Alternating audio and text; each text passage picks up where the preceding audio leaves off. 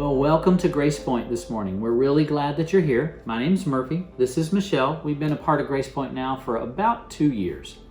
Today we're in our Advent series, Christmas Can Still Change the World. We want to give a quick shout out to all of you tuning in. We're so grateful that you are. We know that we have a lot of folks here in Nashville, but we also have a lot of folks all around the country and even all around the world. So welcome. We're so glad that you're here with us today. If you've not signed up to receive our weekly email communication, you can do that by going to the website. That's gracepoint.net, Gracepoint with an E on the end, gracepoint.net/subscribe.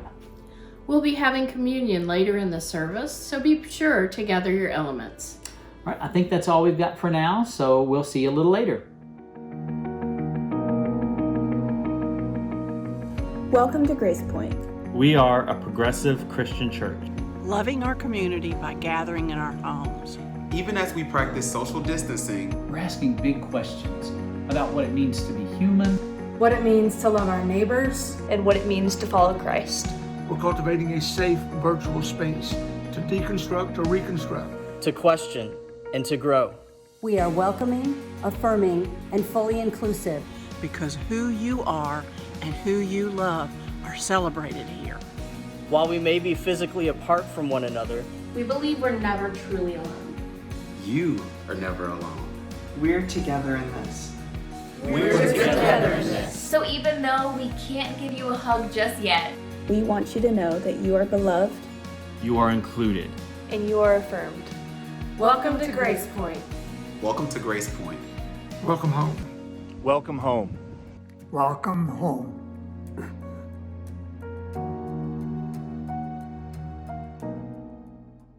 Today we light the second candle of Advent, the Peace Candle.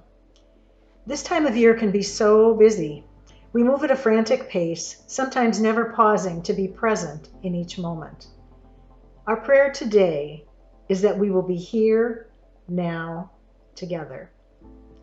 In this moment, God, open our ears, eyes, and hearts to hear, see, receive, and participate in the peacemaking of the world.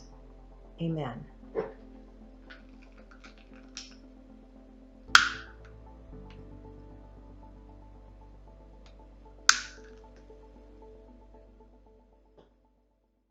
Let there be peace, peace to every nation. Let there be hope for all the world to see. Let there be love, joy to all the children. Let there be peace on earth for you and me.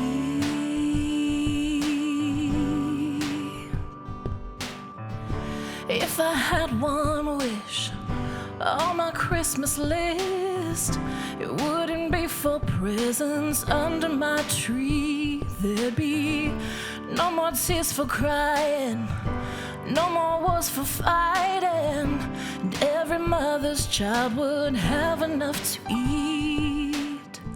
So when I get down on my knees to pray, I ask the Lord above to light the way. Let there be peace, peace to every nation. Let there be hope for all the world to see. Let there be love and joy to all the children. Let there be peace on earth for you and me. When I look in the mirror, all I wanna see is true compassion looking back at me. I wanna love my neighbor, be the hands and feet of Jesus, take his love to the least of these. All I'm asking is to be the change. When I get down on my knees, I say, let there be peace, peace to every nation. Let there be hope for all the world to see. Let there be love and joy to all the children. Let there be peace on earth for you and me. Let there be peace, let there be love, let there be joy for you and me. Let there be peace, let there be love, let there be joy for you and me, for you and me. Oh, let there be peace, peace to every nation. Let there be hope for all the world to see. Let there be love and joy to all the children. Let there be peace on earth for you and me. Yeah. Oh, let there be peace, peace to every nation. Let there be hope for all the world to see. Let there be love and joy to all the children. Let there be peace on earth for you and me. Yeah, peace on earth for you and me. Let there be peace on earth for you and me.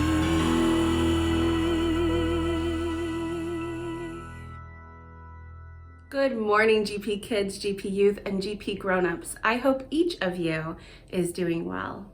I encourage you to make time for community connection with your GP family this week. GP Kids, you hang out with your GPK pals every Saturday at 10 a.m. on Zoom. For information about this hangout, check out @GracePointKidsTN on Instagram. Grace Point Youth, you hang out every Friday at 6:30 p.m. and every Sunday morning at 10:45 a.m. on Discord. You hang out throughout the week on Discord, and this is also where you'll find your reflection guides.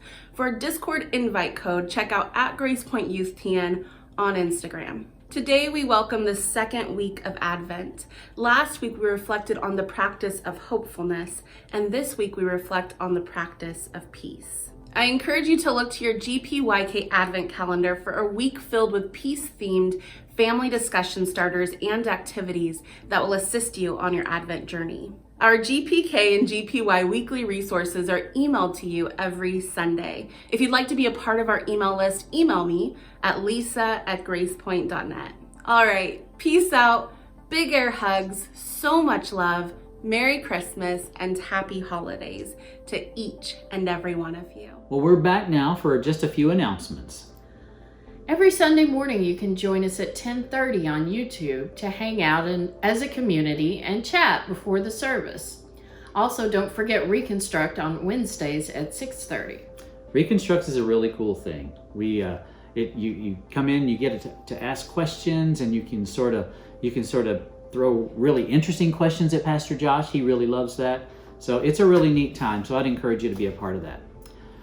Remember, with the communion, we're doing communion every week during Advent. So we'd really like you all to participate, but you don't have to.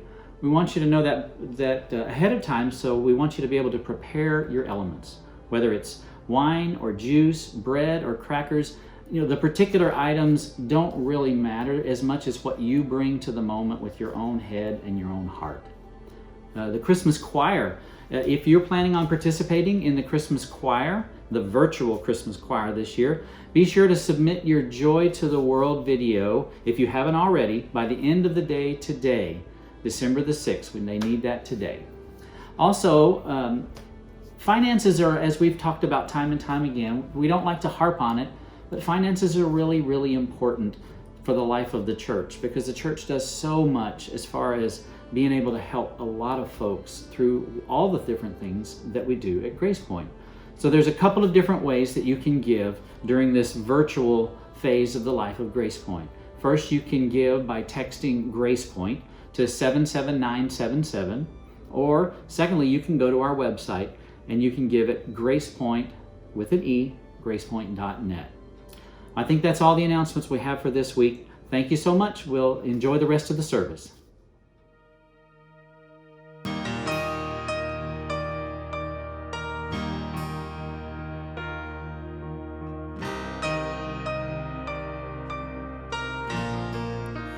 I don't wanna be afraid every time I face the waves. I don't wanna be afraid. I don't wanna be afraid. I don't wanna fear the storm just because I hear the roar. I don't wanna fear the storm. I don't wanna fear the storm. Peace, be still, say the word, and I will set my feet upon the sea till I'm dancing in the deep. Peace, be still, you are here, so it is well. Even when my eyes can't see, I will trust the voice that speaks.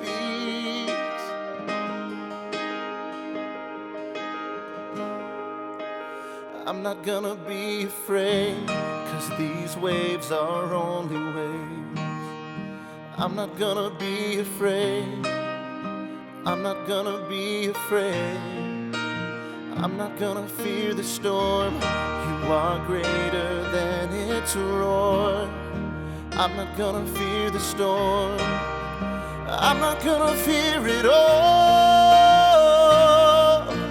Peace, be still, say the word, and I will set my feet upon the sea, till I'm dancing in the deep. Peace be still, you are here, so it is well. Even when my eyes can't see, I will trust the voice that speaks. Peace, peace over me.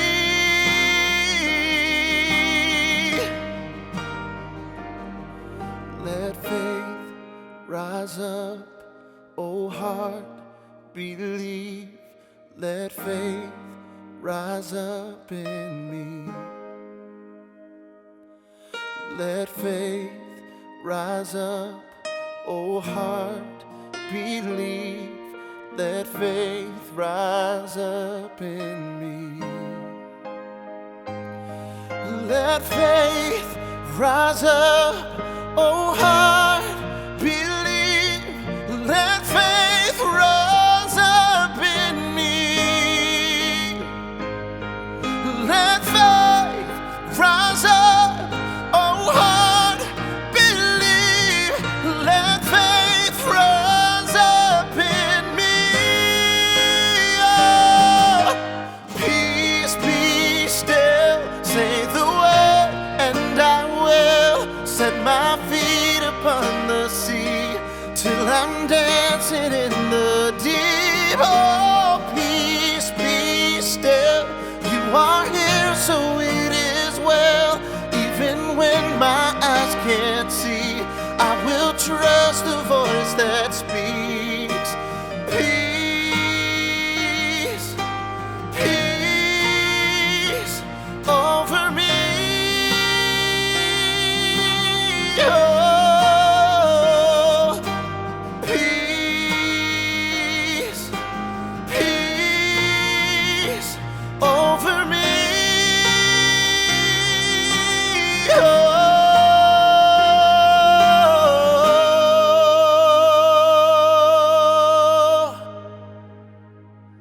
So now we're going to share in this beautiful moment of communion together. At Grace Point, we do this by reciting this centering, sort of connecting and focusing statement of affirmation. So let's read this statement together. Come to this table, you who have much faith, and you who struggle with believing. You who have been here often, and you who have come for the first time. You who are at peace, and you who feel despair. We are all part of the human family, and there is a place for us here. Christ invites everyone to the table. May this bread and wine unite us all. Now let's all receive these elements together in this moment.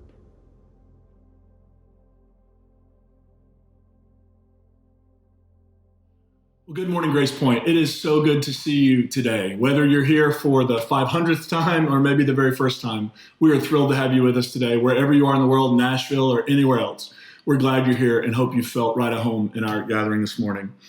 Well, we're continuing the season of Advent. I want to begin today with a quote from the late scholar Marcus Borg, who is one of my favorites. He says this about Advent. Advent is a season of anticipation, yearning, and longing for a different kind of life and a different kind of world. And I think we could even go farther and say that Advent is also about how that different kind of life and that different kind of world would come into being. And so today, the second week of Advent, we join with Christians for centuries, and we join with Christians from all over the world who are going to be reflecting on the idea of peace. That's the theme for the second week of Advent. And I want to kind of piggyback on what we did last week. So let's go back for just a second. Last week, we talked about how the early Christians, specifically in the case of last week and this week, a writer named Matthew, how he used this pattern in his story of Jesus, where he's talking about prediction and fulfillment. So something happens in the life of Jesus, and Matthew will say, well, this is what the prophet said, and this happened to Jesus to fulfill what the prophet said. And last week it was Isaiah 7. And so last week we went back to Isaiah 7:14, this text about a young woman who's pregnant, giving birth to a child that would be Emmanuel, God with us. And we went back and we asked some questions about what was going on in the original context so we could figure out maybe what Matthew was trying to do, because nobody had ever read the Hebrew scriptures that way before. The first Christians were actually all Jewish, and so they were all, the Hebrew scriptures, they wouldn't have called them that. They would have just called it their scriptures. And when they had their experiences of Jesus, it caused them, because Jesus broke their categories and their boundaries, like that nothing prepared them for the experience they had with Jesus. And so what happened to them is that they then went back to their scriptures and tried to understand what they'd missed. And they began seeing hints of Jesus, or essentially what they would do is they would begin taking sections of things the prophet said, and they would begin wrapping those things around Jesus to try to tell the story, to say, this is who Jesus is for us. This is what the Jesus story means for us. And so I want to continue in the Gospel of Matthew today to look at a text and to ask some questions. Now, I'll give you a spoiler alert on the front end. If you've never read the Gospel of Matthew, Matthew is trying to make us see who he thinks Jesus is. And Matthew's understanding of Jesus is that Jesus is Moses 2.0, that Jesus is a new Moses leading people on a new Exodus. And so that's how he frames the Jesus story, right? Beginning in chapter 2 with the visit of the Magi who come to visit the newborn king of the Jews. And Herod finds out he's actually already the king of the Jews. He doesn't really like the idea of another one. And so he tries to get rid of the baby. And as a result, his parents, Mary and Joseph, Jesus' parents, Mary and Joseph, take him down to Egypt. And then after Herod dies, he's called out of Egypt. So right, it's retelling the Exodus story through the life of Jesus. And then when Jesus is an adult, he goes into the desert to be baptized by a guy named John, who's known as John. We call him John the Baptist or John the Baptizer. It's not like John the Presbyterian, Catholic, or Methodist. It's like John the Immerser. And John is leading this movement of repentance in the desert, in the Jordan River, and he's baptizing people as a symbolic new beginning and fresh start. And so Jesus goes out there and he's baptized by John. And so Jesus, again, is retelling, Matthew through Jesus is retelling the story of Israel, where they go through the Jordan River into the land of promise. And then after Jesus is baptized, he goes into the desert where he spends 40 days and 40 nights, which is a retelling of 40 years of wandering in the wilderness, except where the Israelites failed on their journey. Jesus will not give in to those temptations.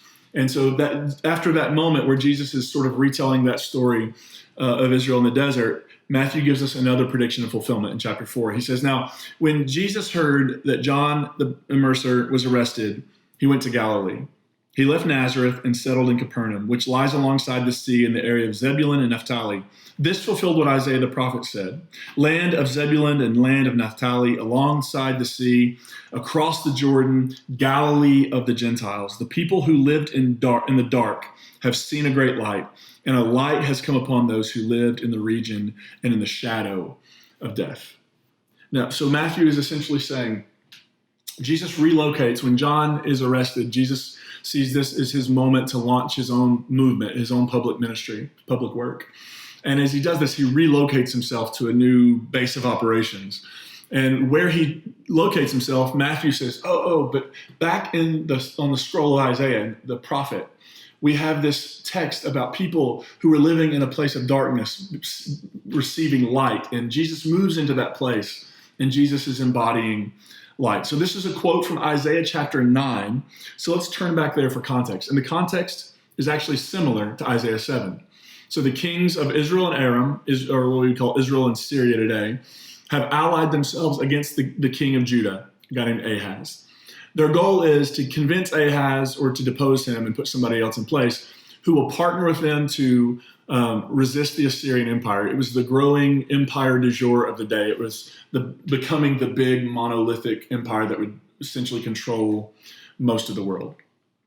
And so Ahaz doesn't want to partner with them. He feels like it's too dicey. So Ahaz wants to actually reach out to the Assyrian king and ask him for help. But the prophet Isaiah sees this as a move of unfaithfulness. Isaiah says, look, you have to trust God on this one.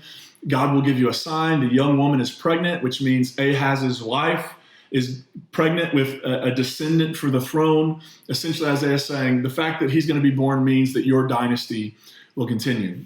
But instead of being faithful, Ahaz chooses to be unfaithful. And what Isaiah does between Isaiah 7 and Isaiah 9 in chapter 8, Isaiah essentially says, because of unfaithfulness, there will be a period of judgment where things don't go really well. But after that period is over, there's going to be a new beginning. There's going to be a restoration. There's going to be a new leader, because Ahaz is sort of the picture of failed leadership. Somebody who doesn't maybe understand that he's failed in leadership. But Ahaz has failed in leadership. The way that the Jewish kings were evaluated based on what kind of leader were they, what kind of reign did they have, the way the writers of the Bible evaluate them, it's not so much on their economic policy. It's not so much on, it's not on how they grow GDP, right? Like the way they are evaluated is really a couple things. Did they lead the people to be faithful to God? And did they lead the people to be faithful and equitable and just with one another? Right? That's sort of the criteria that a king is used. So listen to the verdict on Ahaz from 2 Chronicles 28. Ahaz was 20 years old when he became king, and he ruled for 16 years in Jerusalem. He didn't do what was right in the Lord's eyes, unlike his ancestor David. Instead, he walked in the ways of Israel's kings, making images of the Baals and burning incense in the Ben Hinnom Valley. So he worshiped the sort of idols from other religions around them, rejecting the Jewish God, Yahweh.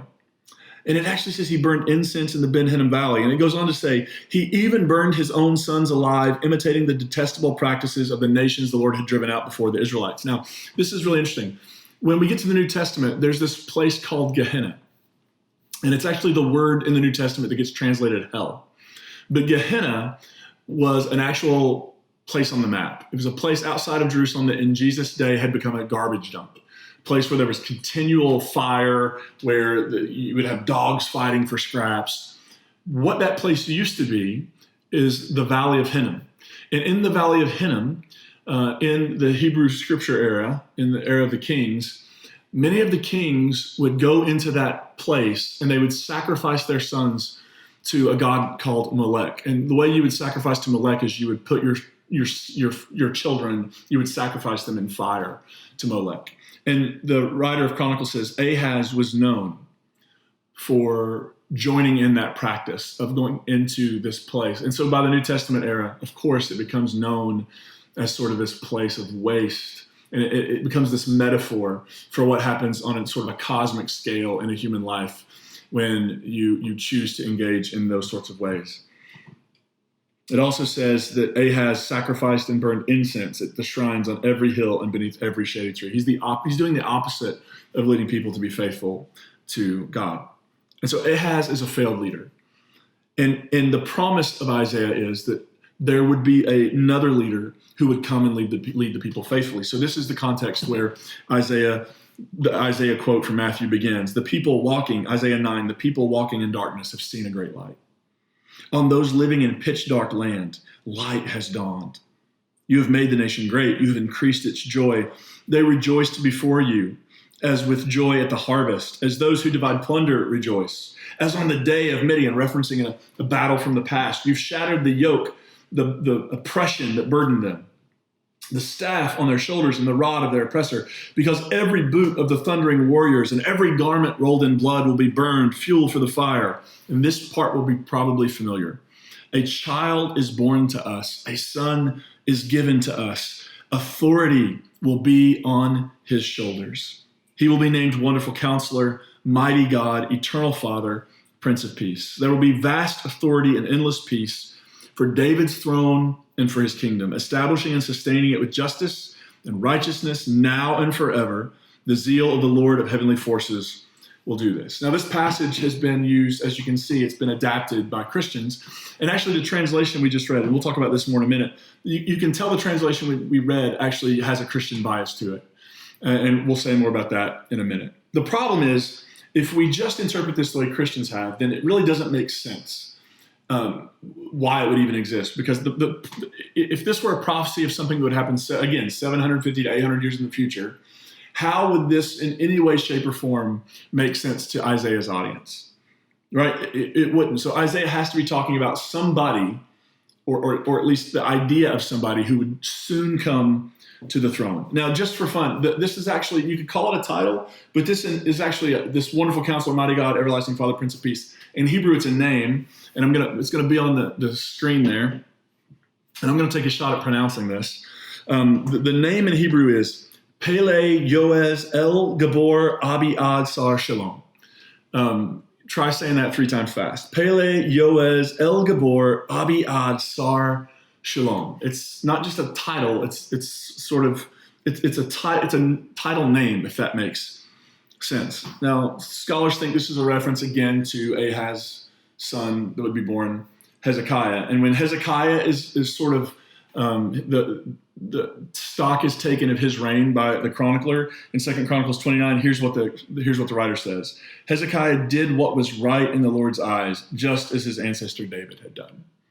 So this idea of a faithful ruler who would lead the people to be faithful to God and just and equitable for one another is embodied in Ahaz. Now, this idea of wonderful counselor, mighty God, people say, oh yeah, because Jesus is, if we allow a Jewish translation of this to shape our thoughts on it, maybe that would be helpful. Here's from the Jewish Study Bible. For a child has been born to us, a son has been given us, and authority has settled on his shoulders. He has been named the mighty God, his planning grace. Now, what's interesting about that is what is translated in most Christian Bibles as wonderful counselor, mighty God, that same word gets used later, and I think it's Isaiah 25, and it gets translated as a sentence, not a title. And it's this idea of grace. The mighty God is planning grace, the eternal Father, a peaceable ruler. And the text continues in the Jewish Study Bible, in token of abundant authority and of peace without limit upon David's throne and kingdom, that it may be firmly established in justice and in equity now and forevermore. Right? The hopes for Hezekiah are high, that he will be a faithful king, a king that will lead in the establishment of a peaceable kingdom that is faithful to God and that creates justice and equity among the people. Of course, in Hebrew, the idea of this peace, it's a word, it's a concept called shalom. And it speaks of more than just a cessation of conflict. I think when we think about peace, we automatically tend to think, well, it's the end of violence and conflict, which is true. And we need to continue to reference this. I had a friend who on Instagram or Twitter this past week, they posted a picture a friend had sent them of somebody who was open carrying, and on their holster, they had the text from Matthew from the Sermon on the Mount where it talked about blessed are the peacemakers. Right. I mean, I think the word blasphemy still has some weight to it when we're talking about taking this idea, Jesus' idea of being a peacemaker, a nonviolent presence in the world, or leading the world toward justice and shalom. Like when we take that and somehow baptize it and baptize violence through it, I mean, it's just wrong on every level. And so, yes, we need to talk about peace as sort of a cessation of conflict and violence. But peace means much more. Shalom speaks of a wholeness and a well-being of everything and everyone being in right relationship. Other ways that Isaiah would talk about this is the wolf lying down with the lamb. Right? I mean, it's this idea of the predator and prey no longer having that relationship, but being able to coexist and live and lie together.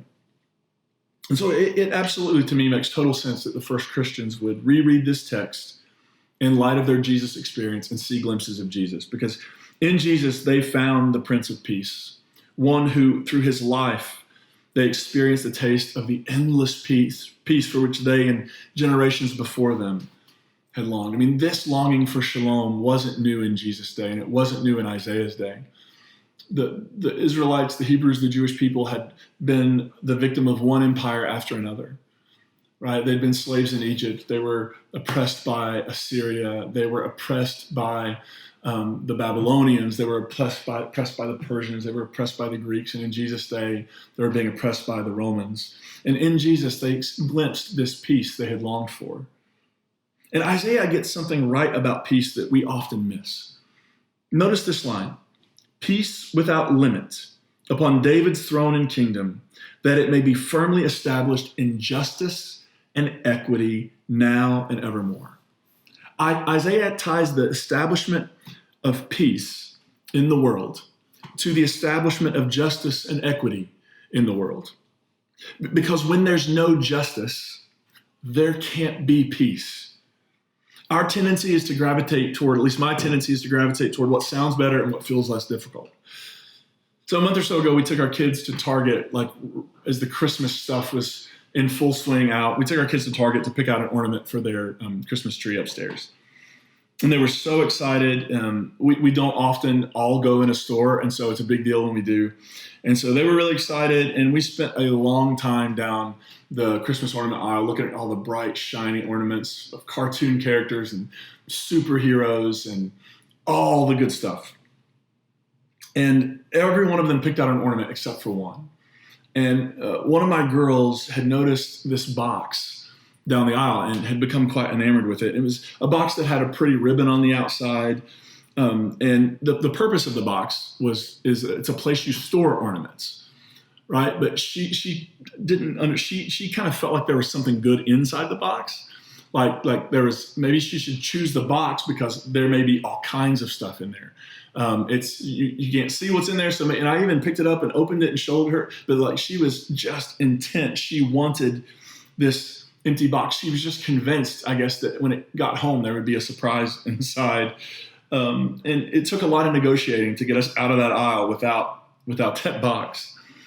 But I think that's what we tend to do when it comes to peace. We're so enamored with something that seems to be peace, that relieves momentary tension, or that sounds like it might be a good thing, but in reality, it's just empty. It's not actually making peace. It's actually just papering and covering over all the things that have led to peace not being possible and not happening on earth. It's something I've been thinking a lot about in this post-election period we're living in. There's an immediate pivot after the race was called by the president-elect to start talking about the need for unity in our country, and we heard this call to move forward together, and I want that so deeply. And I'm so excited to have leaders who are beginning to think about how do we need to be able to move forward together. How do we begin to move forward together? And yet I also understand that for that to be a reality in our country, in our communities, on our streets, for that to happen, we have some real issues I think we have to address, because we cannot ask, we can't ask people of color, for example, to pretend that everything is okay and that everything is normal when white supremacists have been emboldened and empowered in this country in the last 4 to 5 years in ways that we haven't seen maybe in my lifetime. How can we talk about bringing peace, which is about healing and wholeness? How can that be made when the very humanity of the BIPOC community has been diminished again and again and again and devalued by racism, both individually and systemically? How can we say to the LGBTQ plus community that we need to be at peace with those who are actively trying to rob them of their basic human rights? How can we tell those who are struggling to put food on the table and a roof over their heads that they should just be at peace with politicians who have the luxury of debating instead of acting to care for our citizens in the middle of a global pandemic and an economic crisis? How can we tell people to be at peace with leaders or neighbors who refuse to take simple, basic steps to protect the well-being of our communities by wearing masks and physical distancing? Whatever all that would be, it wouldn't be peace. It wouldn't be shalom. It would be some sort of discounted version of it. Because shalom is about healing. It is about wholeness. It is about well-being. I think this is why Christmas can still change the world. Because for all of our hopes and all of our cliches, some days it feels like the world is no closer to peace and justice and equity than when this whole thing started. And for Christians, we see in the Jesus story an invitation to build that kind of world. I've become convinced that it's not that we have tried Jesus' vision and that it failed. It's that we've never really tried it. We've turned what the New Testament calls the gospel of peace into a doctrine or a theory that is to be debated instead of a vision for bringing transformation, healing, and wholeness to the world. Making peace means that we have to come to terms with and acknowledge the ways we have lived that have disrupted the shalom of the world. One writer, I believe Cornelius Plantinga maybe, his definition of sin is culpable disturbance of shalom, right? It's sin, it's all the ways we disrupt the harmony and wholeness of the world. So when justice has been brought to the sick, to the poor, to the lonely, to the marginalized, and to the oppressed, not in the form of some otherworldly spirituality, but in really concrete in this life physical things like medicine, food, community, liberation, and equity, then we'll know endless peace, peace without limit. When war stops being more profitable than peace, when money stops determining the value of a human being, when the wholeness and flourishing of every single human being becomes the benchmark of success for us, when those moments happen, then we will know real, lasting, and transformative peace. And I know it will surely take more than just you and me to make that happen in the world, but I also know that it can't happen without you and me. I want to end today thinking about peace, thinking about what peace really means. It's not this sort of papering over of the problems in the world, but it's actually engaging them. It's telling the truth about our culpability in them, and it's saying we want a different world. We want a world of justice and equity, a world of healing and wholeness. That's the world we long to build. And as we think about our own roles in that, I want to end with this prayer attributed to St. Francis. Now, almost everybody knows and says that St. Francis didn't actually write this prayer. It actually came along much after his time. But it's still a beautiful prayer, and it's still something I think for us, we can ground our hope that we could be these kinds of people. And so it's going to be on the screen too. So if you'd like to read along, feel free to do that right there in your living room or wherever you happen to be while you're listening to this. Lord, make me an instrument of your peace. Where there is hatred, let me sow love. Where there is injury, pardon. Where there is doubt, faith. Where there is despair, hope. Where there is darkness, light. Where there is sadness, joy. O divine Master, grant that I may not so much seek to be consoled as to console, to be understood as to understand, to be loved as to love. For it is in giving that we receive, it is in pardoning that we are pardoned, and it is in dying that we are born to eternal life. God, make us an instrument of your peace in the world. That is my prayer for my life, for my family, for this community. And yes, it'll take a lot more than us, but it cannot happen without us.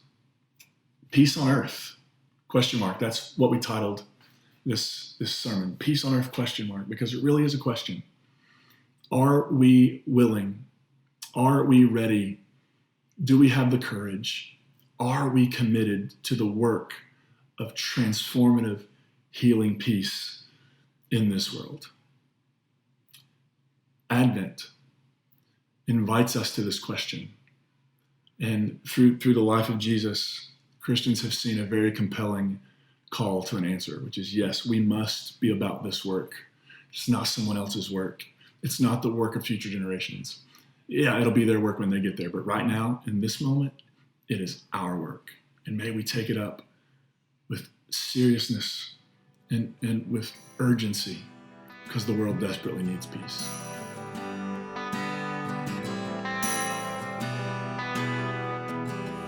I heard the bells on Christmas Day, their old familiar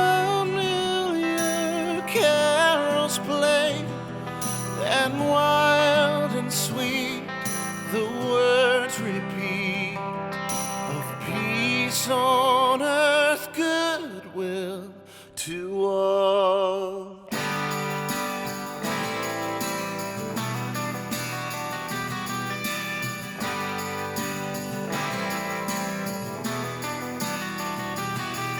Till ringing, singing on its way, the world revolved from night to day. A voice, a chime, a chant sublime of peace on earth, goodwill to all.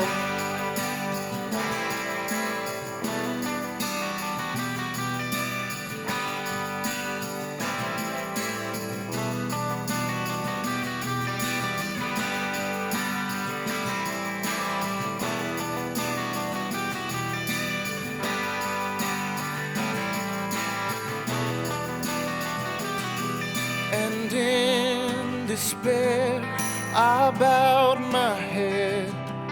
There is no peace on earth, I said. marks the song of peace on earth, goodwill to all.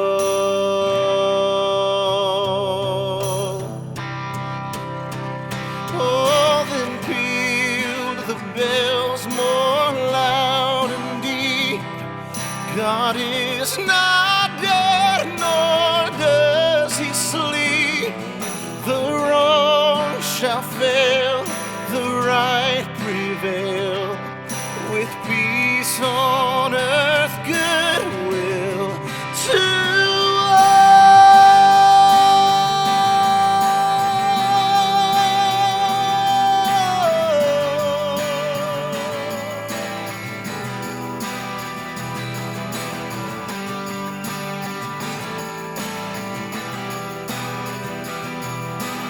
peace on earth, goodwill to all.